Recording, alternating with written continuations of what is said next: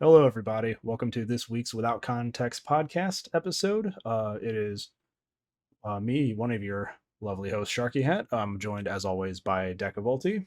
And today we have another VTuber going 2 for 2 on Yeah. our previous 2 episodes. Season 3. On season 3, starting off with 2 VTubers.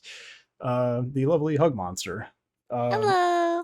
Brief history of my relationship with Hug. I found her about a month ago. It's just kind of when I was scrolling through the D&D channels, and I really like her vibes and her channel and everything that she was doing. And in this day and age of content creators, followed on Twitter, followed on Twitch, and just invited her to the podcast. And she was nice enough to come on today and be our guest for today's episode. So, Hug, I'll give you the floor if you want to introduce yourself. Of course. Hi, I'm HugMnster, Huggy, whatever you want to call me, so long as it's respectful. I also go by May or Xiao Mei. That's my extra name.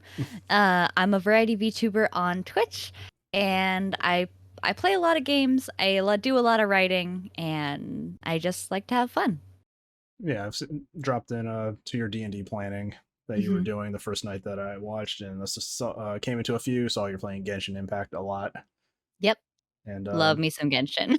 What I wanted to bring you on the show today to talk about was that creative writing side of it, because out of everything that I've watched on Twitch, everybody that I've followed, you're kind of the first person that I've seen kind of write with an audience, like their eyes on you, which is a concept that terrifies me personally, trying to write with an audience watching.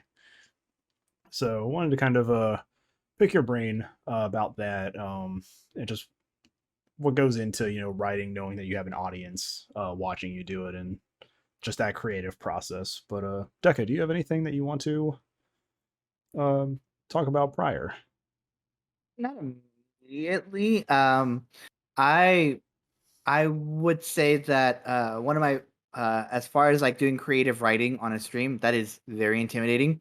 Yeah. But I think one of the ways I went about it is I went for something that I am supremely knowledgeable in, which is making 5th edition characters. I can kind of do that standing on my head at this point. So it's like, all right, I get this, and this, and I'm just kind of going over my thought process and my creative processes as I'm creating a character for that was the last live stream I did, actually. Was I created a D&D 5th edition character for a one-shot. Yeah. Rolled for stats and everything. So from beginning to end, just the character creation. Yeah. But I still feel like that would probably fall a little differently than the actual full like creative writing. Oh yeah, that is definitely more of like an instructional thing. So yeah, we'll start with that. What kind of puts you into that mindset of writing, knowing that you have this audience watching you when it comes to a creative writing endeavor? Is that intimidating in any way? It's a little intimidating, but the main thing is I do better when I write with people. Like if I'm on a call, like if I was on a call with both of you right now, I could get so much writing done. Like I could just blast through and get like a couple thousand words done. And so I do better when I'm with people, and honestly, I also have taught writing in the past, so writing in front of people isn't too much of a scary thing for me. Sometimes it is, because there are, of course, people who could be like, "Oh, you did this wrong," or "You did this wrong," and I'm like, I'm just trying to do my thing. Yeah. Leave me alone." You definitely have the vibes of like a teacherly figure, so I get it. Yeah, I wanted to ask though, do you have like a background in any kind of like English or anything like that? Maybe college classes, anything like that you went through? Yes, I've gone through many college classes on writing in English. However, I was teaching for the last 10 years. I worked in education when I wasn't VTubing. Yeah, you're right on the money with that, Deca. You were right. But I taught a plethora of things. I started off with dance classes, and then I moved into working in private schools and after-school clubs. And yeah, I taught creative writing. I taught writing for publication. I taught folklore and mythology. So it was a lot of being in front of, well, small humans. But and they can be just as judgmental, if not more. Probably So more. if you, probably more. What is a Twitch chat if not small humans? It's true, they are, and we love them for it. It's like definitely I wish we had Charlie here, him being a teacher and all as well. Our other co-host is a teacher right now, which is why he's not here as often as he can be. See, there's supposed to be 5 of us. Oh goodness! But it's kind of just whittled down to 3, where it's Deca, myself, and our other host Haley. But she's recently gotten a very important position, so it's just kind of come down to me and Deca, and we realize that will not do. So yep, totally understandable. We can't keep doing this with our ideas. We have to like ping pong to someone else. Yeah, so that's why you're here, is to help us get the content. Of course, I already love being here. You guys are awesome. So looking at your website and seeing like what you've posted about yourself, you've been streaming for about 2 years, it said? I started streaming January of 2021. And was that just in general like streaming, or was that the start of like a VTuber streaming? Like, were you doing like real self streaming prior to that, or no? No, I started off as a VTuber with a very scuffed model with very scuffed hair. But I started with a beautiful game called Mythic Ocean, and it just took off from there. And we learned a lot about VTubing with our friend Kato in the last episode, and the ins and out of it, the rigging, all that. So yeah, it's a nice little build off of all that. The season already has a storyline, Deca. Ooh. Compared to our previous season. Oh boy. But yeah, so you all something that we talked about in the Discord previously that involves your creative writing is you started a community server. Yes, correct? That is correct. Talk about that for a bit, because you gave me the word Meraki, I think it was. And yeah, Meraki, yeah. I looked it up, and it comes from a Greek saying. And for the audience here, just let me bring up that chat real quick. It is to do something with love, passion, and a lot of soul, which I feel like in the world of content creation, like it has to be kind of that driving force just in general to do. You can't really half-ass this and expect yourself to be happy with it all the time. Exactly. So Meraki started as a very simple idea. Well, it started as an idea with my friend, the Mad Magus, where he wanted to connect with more people. And I love facilitating connections. I love helping new VTubers. I always like to raid smaller streamers because sometimes it's their first raid and sometimes they need a little extra help. And I always offer my help to them and be like, okay, hey, whatever you need, I'm here to help you. And I'm here to get you on your feet if you want to get to the affiliate process and stuff like that. With Meraki, it started as I wanted to teach again, as well as helping people facilitate connections. So our first event that we're doing is a writing workshop that is going to be donation-based. We have our website, our card, and there's an interest form on there. We're not opening the server for a little while longer, but we do have a Twitter, we have a Discord in the works, and we have our site on card. So it's a full Monty, like of a network, just all the social media, the server, everything. Yeah, I call it my too much gene because I go hard.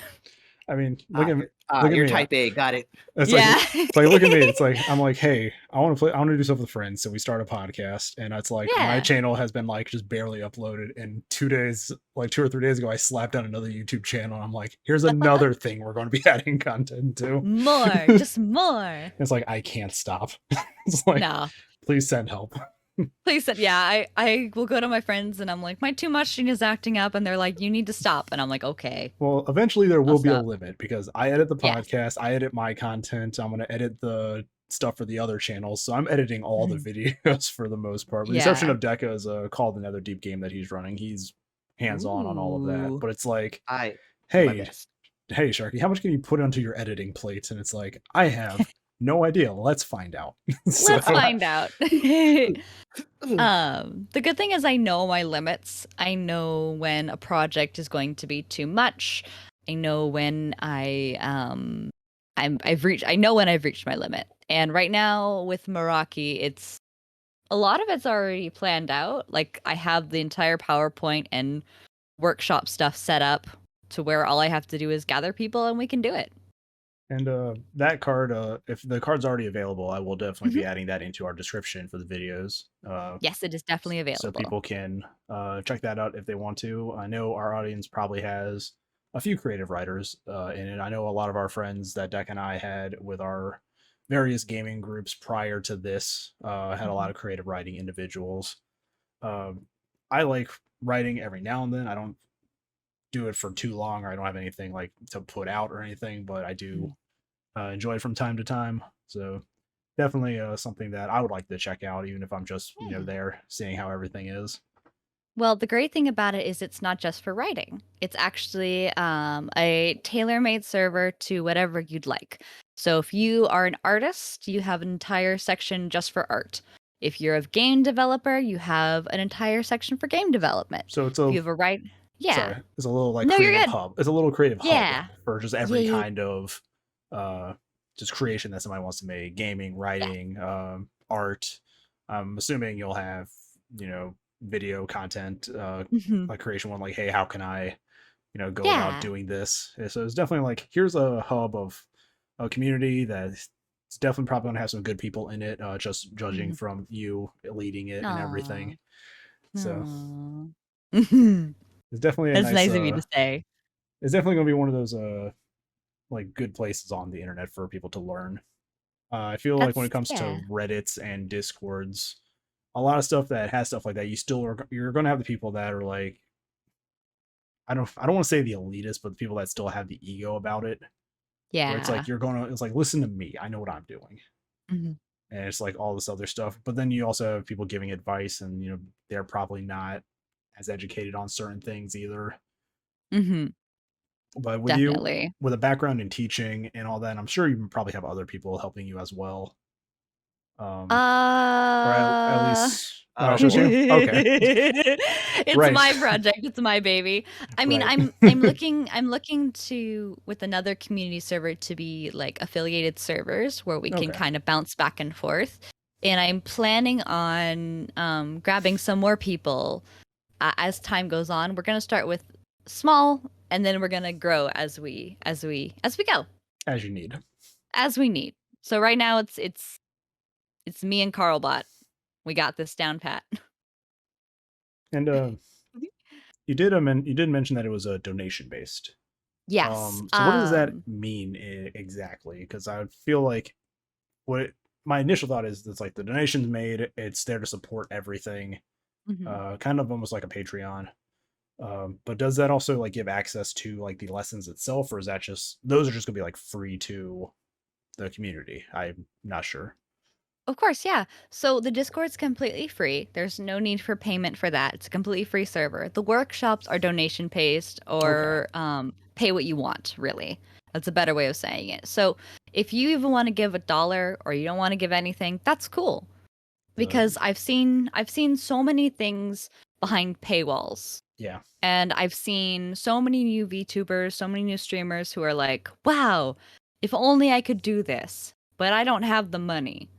I can't do that. So I want to give options for people. If they can give, they can totally do that. There's the option. But if they can't, the resource is still there for you.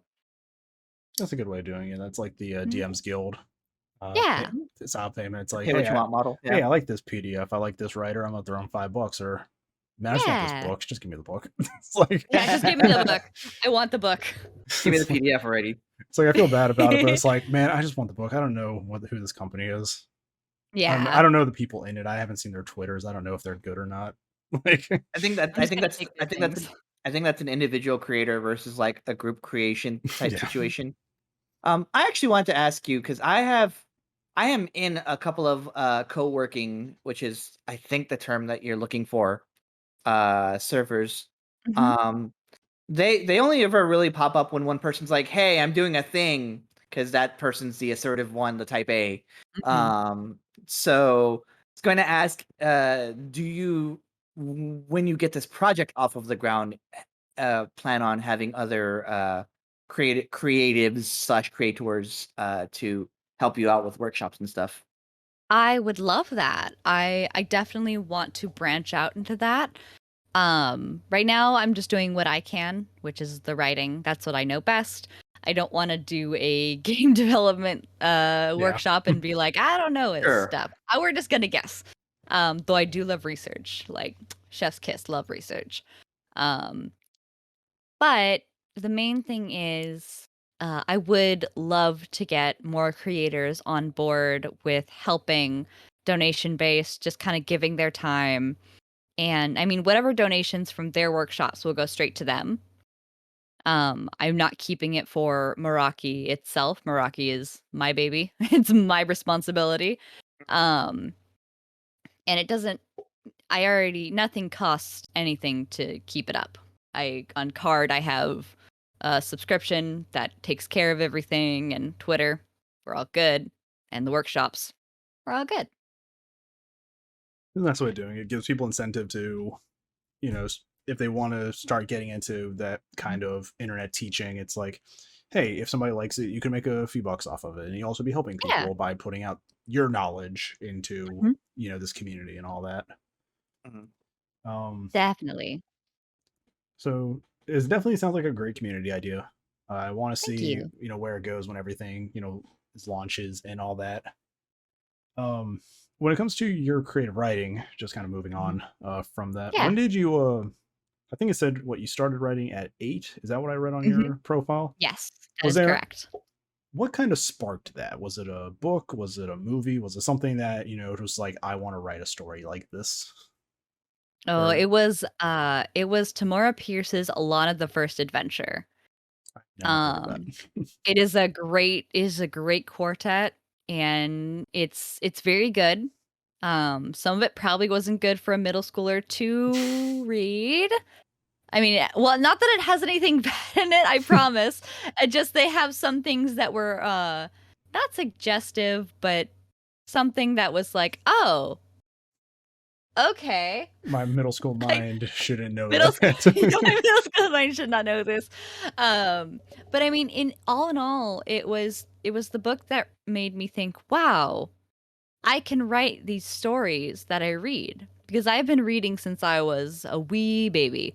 But in my wee baby, I mean when I was a actual baby, I would put the book the right way, like the correct way that it was supposed to be. Like I knew from watching my parents read their books or read with them, I was like, oh, the words are upside down. I don't know what it means, but I know this is the correct I way. mean, there's also just a 50-50 shot of holding a book the correct way when you It's pick one true. up. So It's true. But my mom always tells me that story of like, yeah, you just knew. And I'm like, okay, I just love books.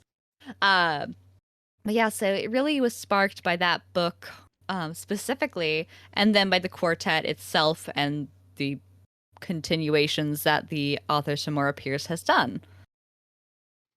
I really wish I had Haley here because we're talking about books and everything now. I started reading when I was very, very young. Like as young as maybe preschool age. Mhm. And I used to read the paper to my dad or my mom or whoever would listen. Usually just the box scores, because I would recognize the team logos for sports teams. Yeah. And I would like say this many points, or this person had this many points, and so on and so forth. It was really cute. And but I also became one of the hashtag gifted kid burnouts after not too long. And so I feel like my reading comprehension's still there, but like how much I can take in at a given point has definitely fallen by the wayside over the last 15-ish years. Yeah. Mhm. It's like And me. that's understandable. Yeah, it's like me. It was growing up, I read these kids books called the Little Critters books, and it Mhm. was just like this 10-15 page thing of like one or two sentences, and that was what I was reading. And then fourth grade came around, and it's, like most kids in the 90s, it started with Goosebumps. It's like, this is a novel. And it's like, I can read these. And I just kept reading and reading and getting into like larger books and more mature, like written books, stuff like like older sci-fi stories, some horror stories. And then after 25, it's like, I can't read a novel anymore. I don't have the time for this. The very first book I ever read by myself from end to end was Eric Carle's Have You Seen My Cat? And the last set of books that I read was like it was just something I read while I had downtime at work, was like the Hunger Games trilogy. Oh, yep. What was it?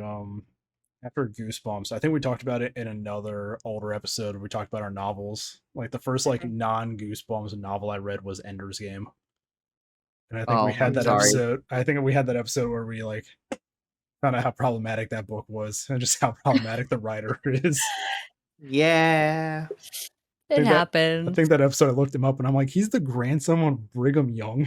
It's like, I'm like, there's a lot to unpack in this wiki. I'm gonna have to like put this away for right now.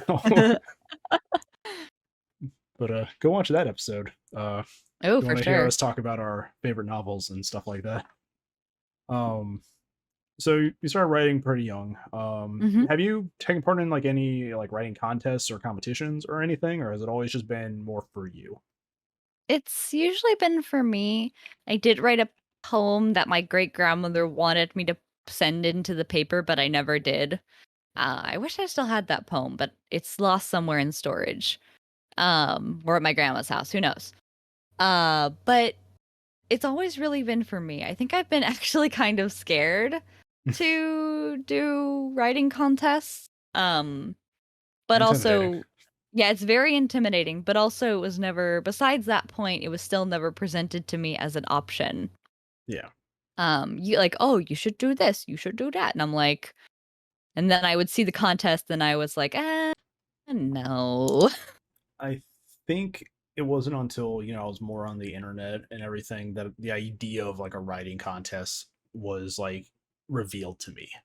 Yeah. Like growing up, I saw books was like winner of like the Hugo Award and stuff like that, but I didn't know like there were contests for like writing short stories or writing, novellas and stuff like that. And then I get this thing called the internet and I'm like, is there anything like how do I make money like writing short stories?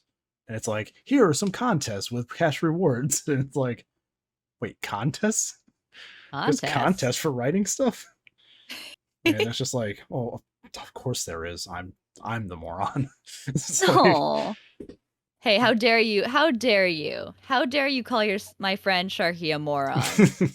Don't you dare. So yeah, he does it all the time. I do. No. I started writing. I've written here and there. I've written like informative stuff. Like you have a whole Patreon. Yeah, I like to write. I like to write where it comes to like informative stuff, like how-tos and stuff like that. That doesn't really win writing competitions. So instead, I went for a Patreon to get some sort of revenue. And I do a lot of writing about like D&D stuff. Tabletop stuff. I don't like to just do D&D. Yeah, a lot of your stuff is a system agnostic. It's a lot. Yeah, I like to. It's a lot of like tips and tricks that just are good for any like tabletop situation. Yeah, and also a lot of stuff to make sure everybody at the table is having a good time, because that's important. Very important. I mean, it gets $10 out of me each month, so. Nice. Woo! Yeah, disclaimer: I give Deca money each month for writing. So what I guess because I've dropped into your streams when you've done the creative writing, but I mean I didn't stick around long. What do you like enjoy writing when it comes to your genres? Are you more of just like a kind of a modern like setting, or do you like fantasy? Is there any real like setting that really gets that creative juice flowing for you? I definitely say that I'm mostly a fantasy writer.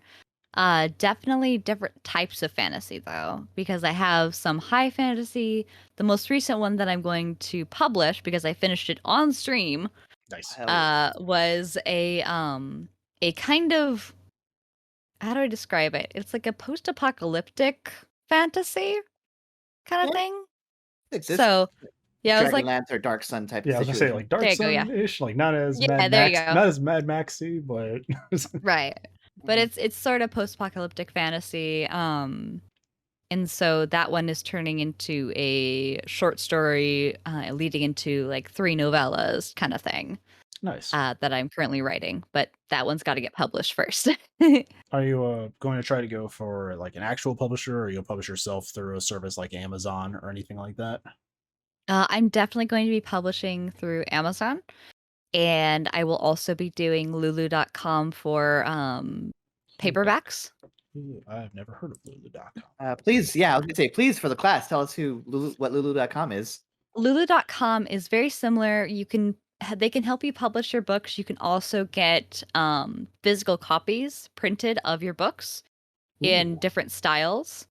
So it's really helpful. And with the pages that I have, my short story is about 45 pages in the proper format.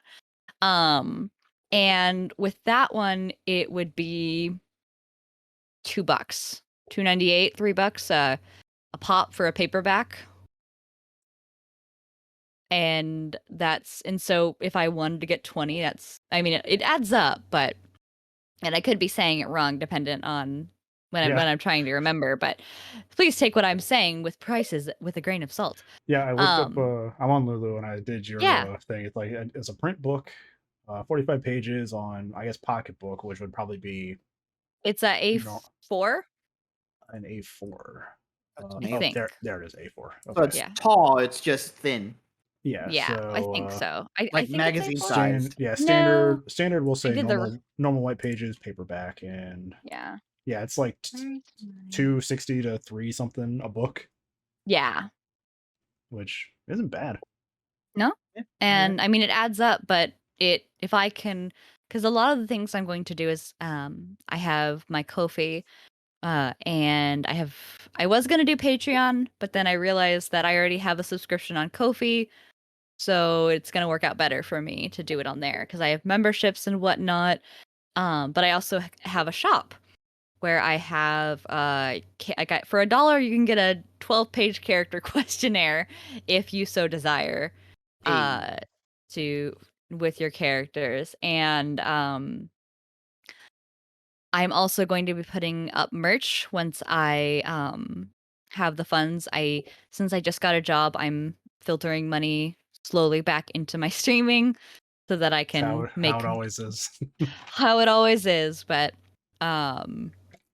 basically it is, I'm going to be putting up merch like keychains and pins, and then I'm also going to be doing, once I get the book done and published, I'm going to publish it on Ko-fi. For the first 10 copies are going to be signed by me. Nice. A little So it's incentive. going to be a little incentive. You get the HugMnster signature. Hell yeah. Hell yeah.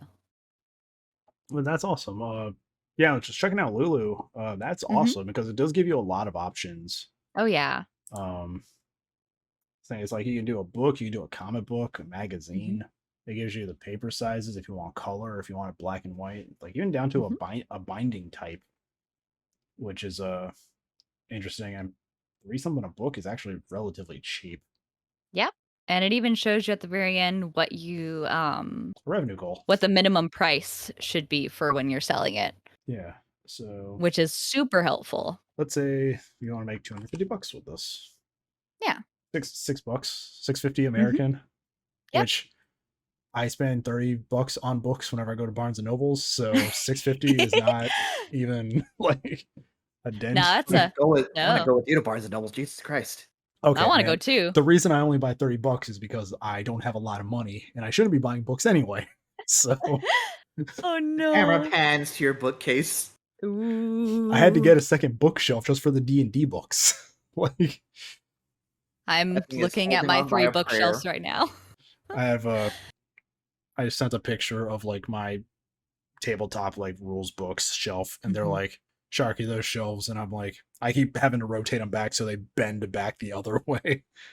I'm like, I need to get another bookshelf, and I Yeah. did, and then I got a third bookshelf to throw all of my paperbacks and everything that I There you have, go. and that's run out of space as well. So, Amazing. help me. Beautiful. Oh. But yeah, I mean that's definitely like something that, like I said, I like to write. I don't write. I tried writing something to be published, and I got about 7 chapters in on Wattpad, Yep. and I just couldn't keep the momentum up. Like I did 7 chapters in like 7 weeks, and I just couldn't keep that momentum up at the time. And then it was like, 3 weeks went by, there was no new update and all this other stuff, so I just delisted it.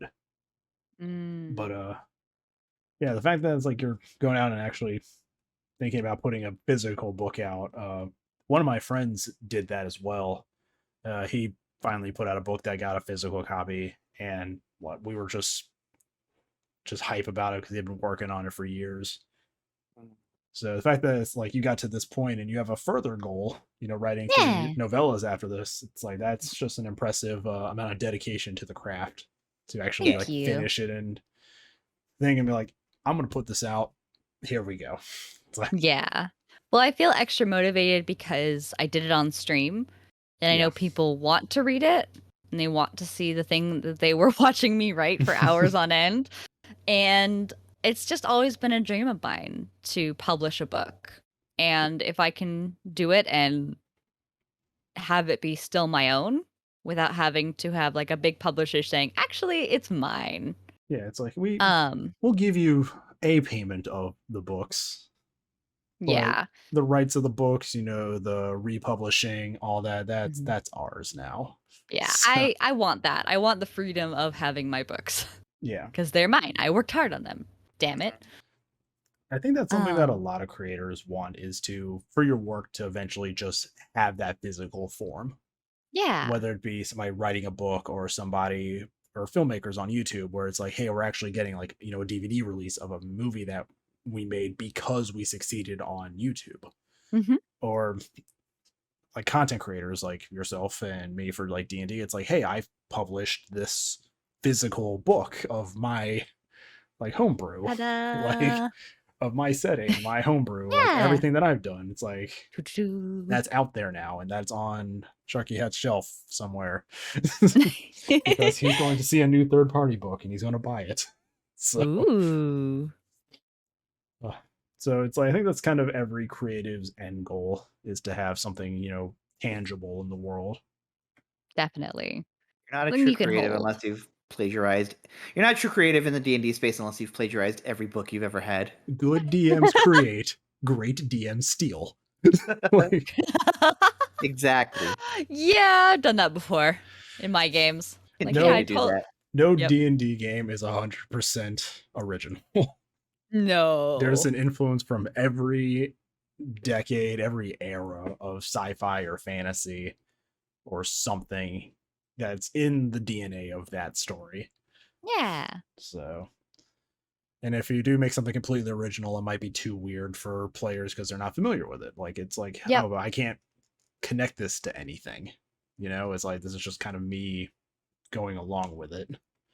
Yeah, that's understandable. It's like, I kind of want something familiar to grab onto and be like, oh, this is in my mind. I know this. Yeah. Now I really want to play it. It's like, yeah, I can relate to it, like, Mhm. oh, you're doing this? That reminds me of this thing that I like. Mhm. Now I can take that thing that I like, and how can I as a character turn that on its head so I can get more enjoyment, out of it? It's kind of Definitely. why, like, it's I mentioned this earlier as in Sharky's server as like kind of my hot take, but it's kind of why Game of Thrones kind of took off, right? Because it's like, what if you took Tolkien but made it edgy? And that's Game of Thrones, and that's What why if- I don't like You're it. right. It's Yeah, you're right. What if we took Tolkien and made it R-rated? Yeah, exactly. It's like that's pretty much Made it like NC-17. No, Yeah. thank you. And it's just I like, don't like that. but that's kind of like the mindset though. It's like let's take this fantasy that people are familiar with, that they love, like, you know, Lord of the Rings or something like that, and just add a little bit of spice to it. But then they add too much spice, and then they're like, "Oh no, what are we doing?" And then the pot falls over, and then they can't get it back, It and reminds they me of just the have to eat and then- slop on the floor. all It rolls underneath the oven and they can't reach it. I think of the video of the guy trying to put the fries into the oil, and he does, but he can't put the lid back on, and then the whole thing catches on fire. Like that's all I reminded of. It's like it's going well last season. It's like, Oh god, Yeah. and yeah. then just everything catches on fire. But yeah, so I mean, we're only about a half hour in, and I kind of covered what I want to talk about. Deca, do you have anything that you would like to add to the conversation? I guess kind of not related to what we've been talking about so far. I kind of wanted to go into like some of your content creation process that isn't necessarily relating to your writing. What made you decide on VTubing versus just like me and Sharky being our flesh tubers? I hate that term. I hate Cato put that term. I hate that Cato put that term into our brains. Into your brain. I already had it. Into my brain. It's just the idea of just the VTuber and then the flesh tuber. And I'm like, can we not call it that? I'm sorry, it's already caught on. You're a flesh tuber. Welcome in. It's in the collective consciousness already. God. Well, I actually was I wanted to stream because I met a couple streamers on a writing site that I was on, and that shall not be named because sometimes it's embarrassing. Is it It's just a really old like it's Gaia Online. I'm be serious with you. Yeah, no, don't worry about it. So here's the thing. All of my friends were on Gaia. Okay, cool. I somehow avoided Gaia. it. I somehow avoided you avoided it. You're among friends. It's fine. Oh, good. Oh, good. Oh, good. Whew. Yeah. So I met some people in Gaia Online, and I remember one person who unfortunately no longer streams said, "Oh, I can't talk with you much anymore. I'm going to stream." And I said, "Oh, where are you streaming? Can I watch?" And she's like, "Yeah, I'm on Twitch, and this is my name." And I just never left her chat. And we did Twitch Sings. That was back when Twitch Sings was a thing. Oh, God. We did. I know, right? The dark ages. For like 5 minutes when it was a thing. Listen, Yeah. you brought up Gaia Online. We all know that everybody here is a 2000s and a 90s and a 2000s kid. I mean, I'm 32. Like, we're all qualified for a senior discount. It's fine. Yeah. We've been through the dark ages of this internet. It's true. And so I met two streamers. The first streamer I ever watched on Twitch I met through Gaia, and then the second streamer who kind of inspired me to start streaming. I was really excited because I was like, I love this community that this person has made. I want to have a community too, because it was, of course, pandemic, and I didn't have a job at the time because of the pandemic. So I was at home a lot trying to find jobs and trying to do things online. And so it was kind of like, all right, this could be a good avenue. And then I met two VTubers. One, Kuroka Mishima. Yeah. Mishima? Well, Mishima, yeah. And then I also met, she now goes by Akife. And I met both of them. Kuroko was the first VTuber Faye was the first VTuber that I met and got to know. And then I was like, oh, VTubing could be fun. And then I saw Kuroka and I was like, oh, yo, I forgot I could do this. Let's do this. I can be a character. I can be a character. So do you I apologize if this sounds rude. Did you rig your own model, or did you have it commissioned? My first model I ever made, I did on Vroid. And I did that all myself. Did the hair. I got items from booth.pm, which is a great VTubing asset. And I just started with that. I got some stuff, and then it slowly became what I am today. You've just been building upon your first model. Yes, I have the horns from my first model and everything else, and gold eye. Well, my eyes used to not be gold either. Nice. I had Love blue it. contacts. And you do stream pretty regularly with the actual model, right? Not the Yes. chibi version. Yes, I do stream with my 3D model. That Hava Demon actually helped me make. I designed it, and then Hava was the one who did the model all in VRoid. Nice. See, And I'm hoping to get a 2D model at some point that's not chibi.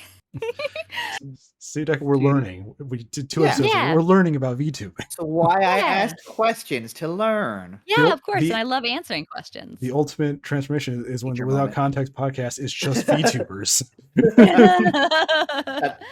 That's the secret arc that's going on right now. That's the season 3 story arc. At the end of season 3, we become VTubers, and then we start season 4 as VTubers. Exactly. It's like Riverdale. Hey, if the you plots, want help with models, I got you. it's like Riverdale. The plot's just going to Hell yeah. slowly like be lost on this show, and we're just Oh, going to start God, doing Riverdale. new things. It's without Oh, without God. context, so it makes Yep. it's the best place to do that. Yep. What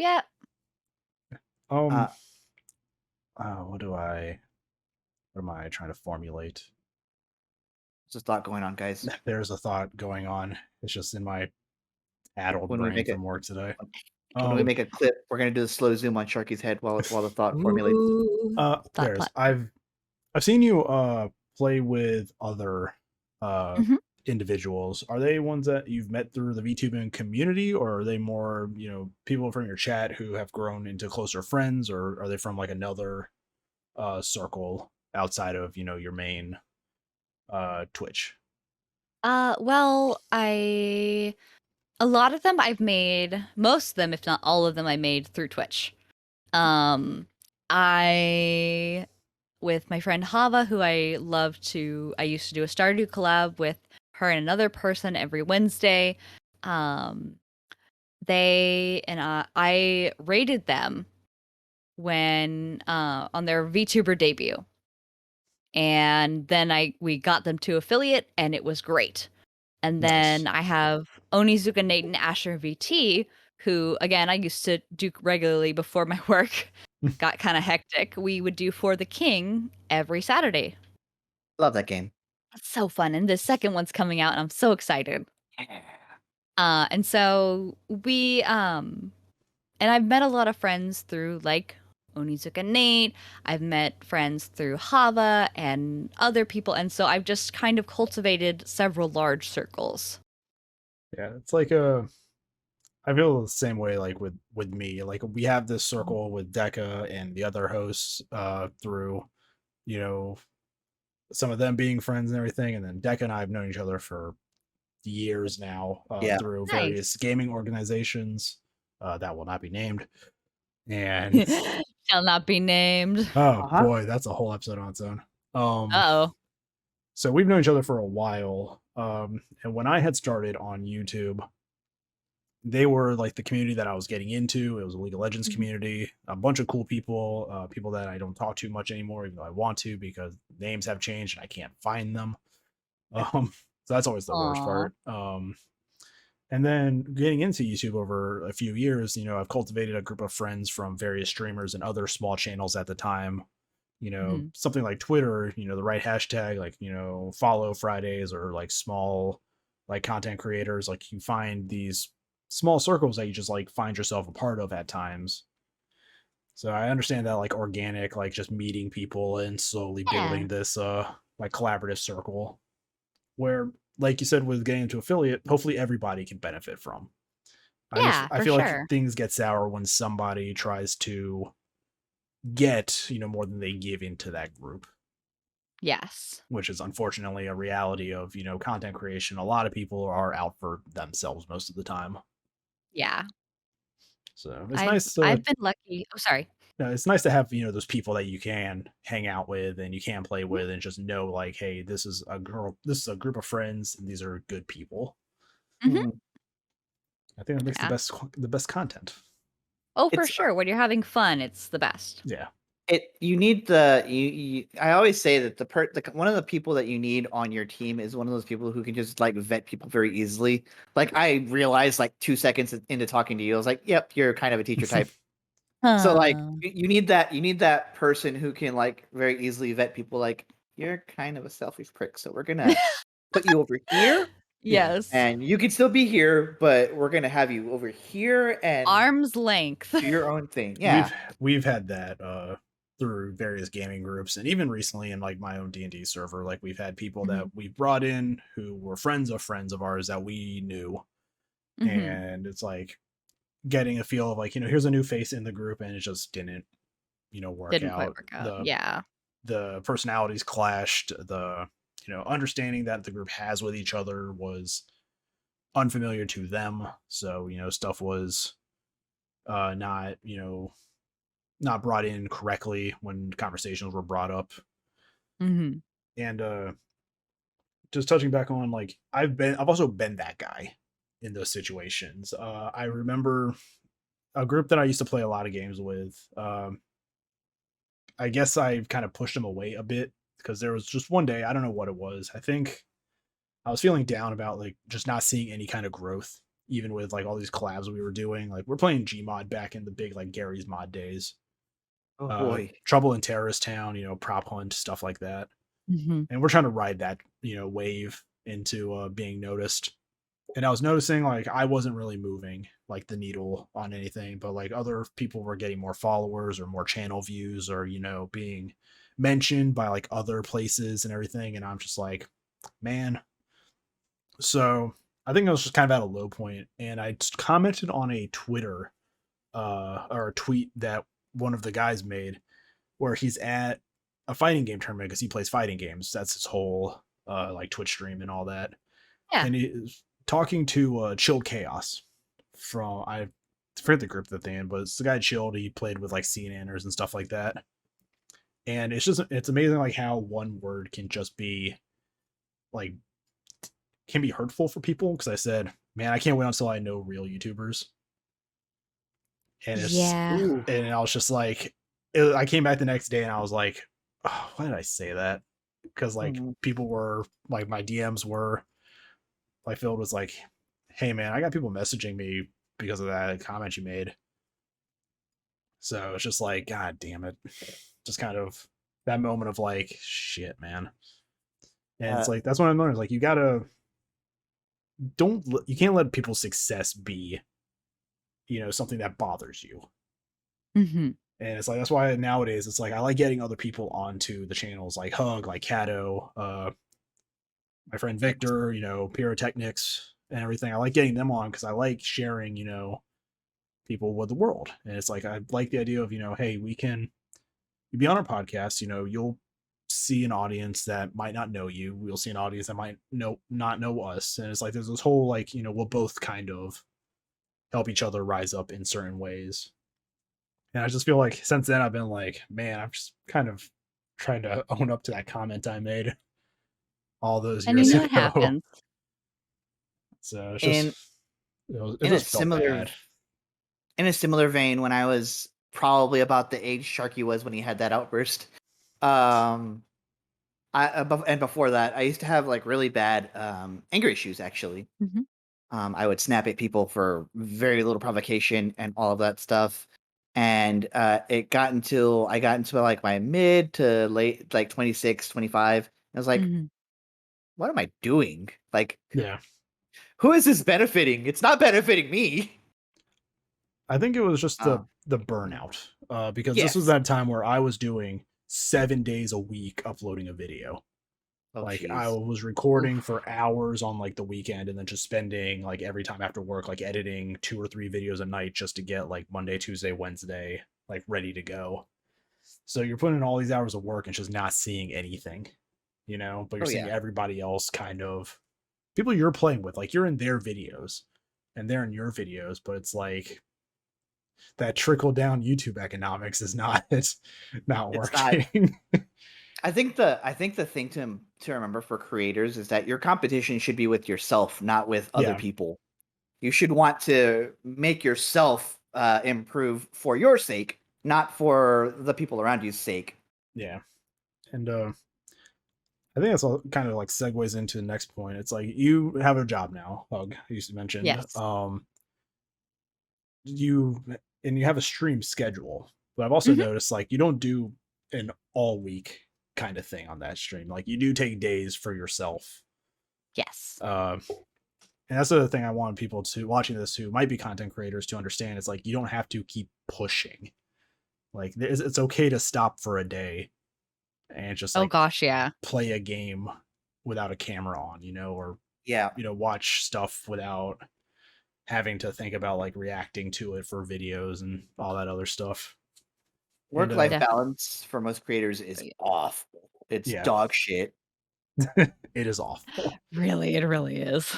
It's like I work full-time job, the typical 40 hours a week. It's it's a government position, so it's like I'm working a full-time job and everything. So I was like, I can't come home and do 5 days a week, editing a video and uploading it anymore. So I was like, too much. It burnt me out really bad. And did you always have like that mindset when you started, or did you start, I think like most of us, where it's like, I have to do this, I have to stream? Well, no, actually. I started it off as it was just gonna be a fun hobby. And then I got raided by somebody with 19 people, and my first raid ever, and it was on the Lunar New Year. So I was doing a special stream, and suddenly I had a whole bunch of people in my stream, and that whole community was like, let's get you to affiliate. And I'm like, I guess I'm doing this now. And so I don't regret going with that wave at all. It just never seemed like a possibility. And so with the possibility opening up to me, it was really huge. But then after a short amount of time, when I started after kind of doing a soft debut that I didn't realize was a debut, because I had like new model stuff and new alerts, and which could technically be a debut if one looks at it in a certain angle. Advertise it that way. Advertising it that way. You're ahead of me. I don't have alerts on my channel at all. I just have my face in a corner and I have a screen. Man. I had a whole bunch of new alerts that have barely changed, but I added new ones. But it's like my raid message is FBI open up to scare me, and so I actually hear it. And it's just this anime picture it's this anime gif of all these FBI agents just running up the stairs. Nice. Amazing. I love it. And so I liked not long after I kind of started doing more and more, I got a concussion at work. Oh jeez. Oh shit. So it forced me to not stream every day, and I kind of I was moving a cabinet that had stuff in it. I didn't realize it had a lot of stuff in it, and the drawer just no, it was the side of it. The side of a 6 foot tall, really full cabinet hit me on the left temple. And the first thought I had was, oh no, my glasses. Oh, my glasses aren't broken. Okay, let's finish this. And then I drove home. my brain is bruised. My brain is bruised, but I didn't know it until the next day. It's like, also, with that bit of information, it's a 6 foot tall cabinet. You're under 6 feet tall, so I know. Yeah, I'm 5'2". You are very small. I am fun sized, yes. So basically, I'm very small. I'm small. Yeah, that's a full cabinet. Hitting. I am small. I am Oh, small. I'm small.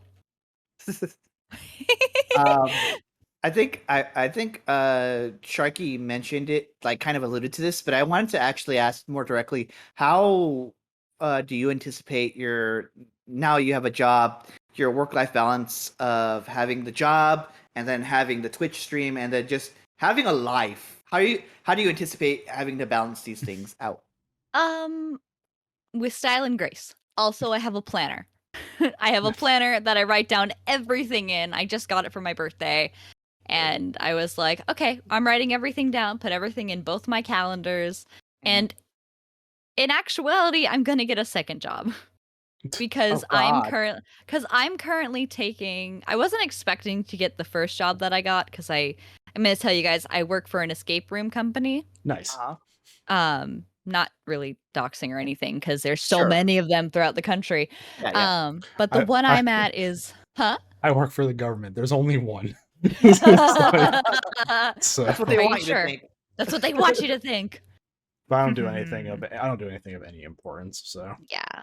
Well, with my working at the escape room, it's supplemental work, and I adjust my streaming schedule with that, dependent on what my schedule's like.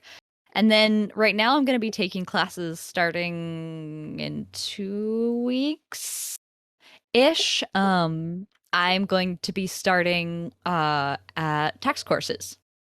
I'm Oh, going to nice. be working as a tax preparer for a small tax company. Cool.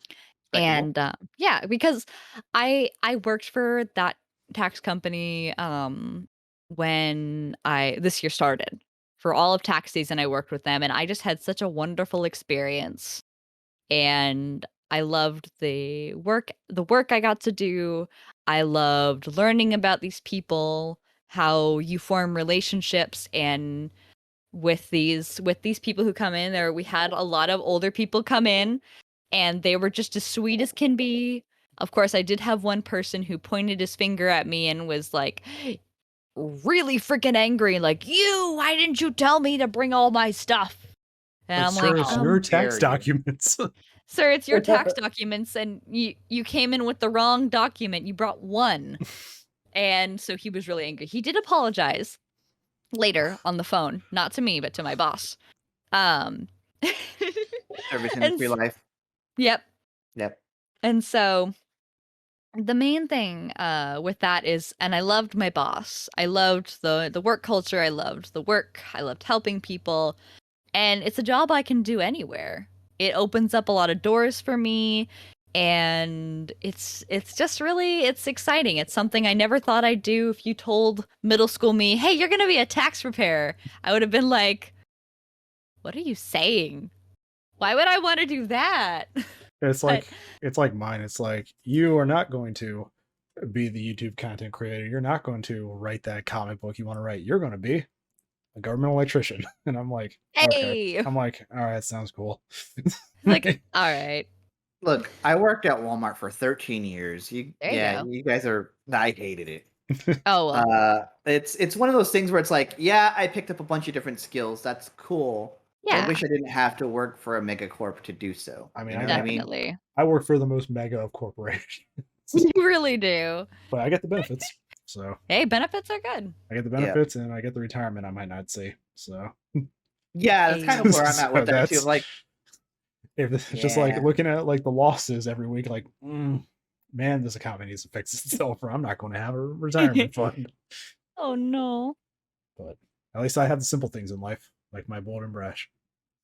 Hey. I love that. I just noticed that in the corner. And It was I love kind of that. hidden by the microphone. Yeah. So, You pointed it out, and I'm Next to like, wait, I my- know that picture. next to my Lego cherry blossom. So Oh, nice. there's also a meow cheese somewhere in that blanket. So Oh, I'm not at my house, so I can't show you all the stuff I normally have. I'm at my partner's house. Mhm. But I usually have a lot of like stuff behind me in the background. Yeah. But I don't have that right now. I also have to reset it up because the cat's destroyed yeah, it. the cat's destroyed Kitties, your no. backdrop. kitties, no. Bastard cats. That was on How the, dare they? That was on the Cato episode, right? That Like, was you're- I mentioned it on the cat. Was it the 1 I year was at episode? home. The 1 year. It was the 1 year episode where I was Yeah, at home. you I just was have like, a ruined. I'm blurring my background because You blur it because you're like, look at this. Look how ruined this is. Oh, it was bad. But Um, Deca, do you have any last questions here for Miss HugMnster? I don't know. I think I'm always very impressed by people who are manage to like time management first of all, but manage to like get squeeze every single drop of any given day out and like just wring out every little bit that they can get out of the You're day. going to give me the time I You're- need. You're time is going mine. to and even more like derive dopamine from it. Like that is also like what? Let me sleep. So I mostly just wanted to remark that's pretty remarkable, and I'm very impressed and happy to have you here for to guest in this for that. thank you. It's been really fun. Yeah, it's been a pleasure to have you on the podcast. I know like we're kind of more of acquaintances for the most part. Yeah. Like we haven't really gotten the time length to actually like really know each other. So I was like, she probably not be comfortable just coming onto a stranger's podcast. But Nah. I got the answer and it's like, oh yes, I'd love that. And it's like, oh, well, I didn't expect to get this far. Oh, I didn't expect to get this far. So it was really nice having you come on to the show, and it's definitely a name that's going to be added to our list of people we would always reach out to if we need a guest. Yeah. And, I really enjoyed being on here. You guys are awesome, and I had a good time. yeah, and we'll have your card in the description, like we all do for all of our guests. I'll probably be retweeting you when Meraki starts and all that, and everything gets launched. Pass that word on, because I know I have a lot of creative friends that might enjoy it there. Perfect. And Working also the Twitch channel will be in the description. If you guys don't want to look at the description, it is twitch.com/HugMnster, monster without the O. And yeah, I mean, it's been wonderful to have you. Well, we'll give you the floor here to, plug anything you might have right now. We did the biggest plug now with your community in the episode. So well, I also do commissions on Fiverr. Those will actually be up by the time you guys see this on my card. I do VTuber lore commissions and character commissions for games and books and D&D and stuff like that. So if you're interested and you're a VTuber and you like lore, or you'd like a little help with your lore, I'm your monster. awesome. And Yeah, and that's this really episode, my big thing. yeah, for we release these on Fridays, so if the Fiverr should be live according to you by Friday and going into the weekend. the Fiverr's live. I have to put it on my website.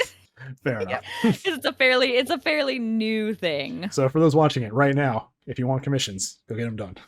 Yeah, and I'll have more commissions. I'll have more commissions up as the weeks go by. I'm slowly but surely getting that all set up. Yeah, and like most creators these days, there is a Twitter, I believe, is HugMnster, same thing, monster without the O, and you'll find hashtag branding. Yeah, you'll have stream schedules and all of her, daily happenings and stuff like that. So all my memes, all your memes.